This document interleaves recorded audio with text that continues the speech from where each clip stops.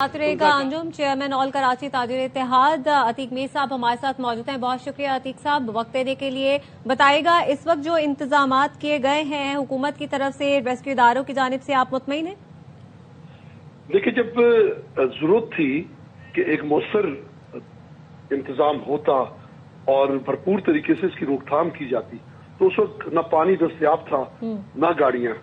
और अब जबकि आग ने चारों तरफ से घेर लिया है इमारत को और वहां पहुंचना मुमकिन नहीं है, यानी वस्त में इमारत के अब सूरत हाल चूंकि वो काबू में नहीं है किसी के भी, तो वहां हर तरह के फायर टेंडर, हर इदारे के फिजाइया के भी और बहरिया के भी टेंडर वहां मौजूद हैं।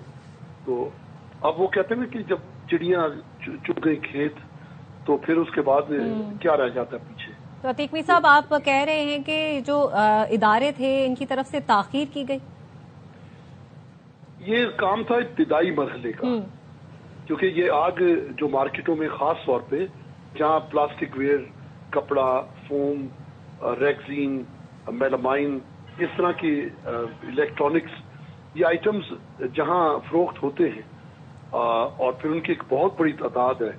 ईद के हवाले से, ईद के बाद शादियों के हवाले से बहुत माल तैयार किया गया था, ये जमा किया गया था। तो उसमें आग ने फिर आग को आगे बढ़ने से कोई चीज रोक ना सकी। मार्केटों में अगर कोई इंतजाम हो भी तो इतना नहीं होता कि वो इस किस्म की आग को रोक सके। तो आप समझते हैं कि जो तरीकेकार इस्तेमाल किया गया आग को बुझाने के लिए वो दुरुस्त था? पानी का इस्तेमाल किया जाता रहा, मुख्तलिफ किस्म की दुकानें थी यहाँ पर, मुख्तलिफ अशिया की, जिसमें कपड़ा भी था और परफ्यूम की दुकानें, प्लास्टिक की दुकानें थी, तो क्या पानी का इस्तेमाल दुरुस्त था? देखें, केमिकल भी आया तो उस वक्त जब उसके इस्तेमाल का मौका ही खत्म हो गया। आज मैंने गाड़ियां देखी, उससे कबल कोशिश की गई कि पानी से इसको बुझाया जाए। और देखें, इसकी वजह मैं इसमें फायर ब्रिगेड के अमले को इल्जाम नहीं देता, जिनके पास मास्क ना हो, जिनके पास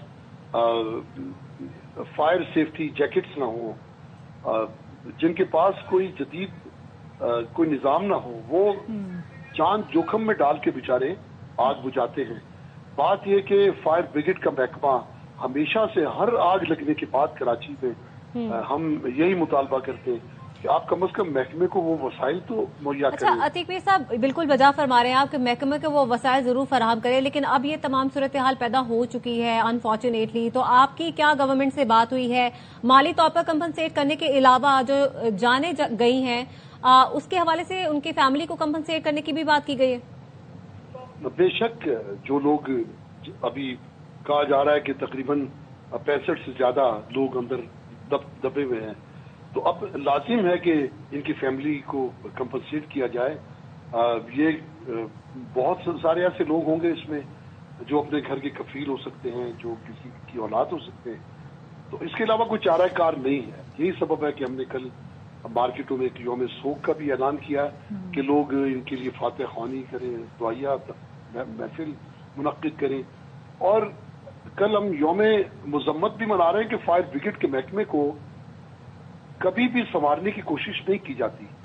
तो ये हमारा भरपूर मुतालबा है कि अब फायर ब्रिगेड का महकमा उन तमाम जदीद खतूत पर उस्तवार इसे किया जाए, तैयार किया जाए कि फिर बार बार हम इस किस्म के सानियात का शिकार ना। ठीक है, बिल्कुल अतीक मीर साहब, फायर ब्रिगेड के महकमे में तो खामियां होंगी, लेकिन हमने देखा है कि कराची की बहुत सी पुरानी मार्केट्स हैं जहां पर हमने देखा है कि फायर सेफ्टी के इकदामात नहीं है, जगह जगह तारों के जाल बिछे हुए हैं और जो ताजिर हैं या दुकानदार हैं उनकी जानिब से भी इस पर कोई तवज्जो नहीं दी जाती। आप नहीं समझते कि आग लगने के बाद जिन पहलुओं पर हम नजरसानी करते हैं उससे पहले उस पर फोकस कर लिया जाए ताकि इस किस्म के वाकयात ना हो, ऐसे सानियात ना हो? बिल्कुल दुरुस्त है, ये गफलत है। जो पुरानी मार्केटें हैं वहाँ वायरिंग के मसाइल हैं, वहाँ फायर फाइटिंग इक्विपमेंट्स नहीं लगाए जाते, वहाँ फायर एक्सटिंग्विशर्स की जरूरत को अहम नहीं समझा जाता। ये एक बिल्कुल आपकी बात दुरुस्त है, लेकिन ये इस नौयत की आग अगर देखें वो आलात हों भी तो वो एक छोटी आग पर को तो وہ काबू पाया जा सकता है। ठीक है, लेकिन एक ऐसी ये वो तमाम पहलू हैं जिन पर फोकस किया जाना चाहिए और अब इसके बाद भी इस तरह के जो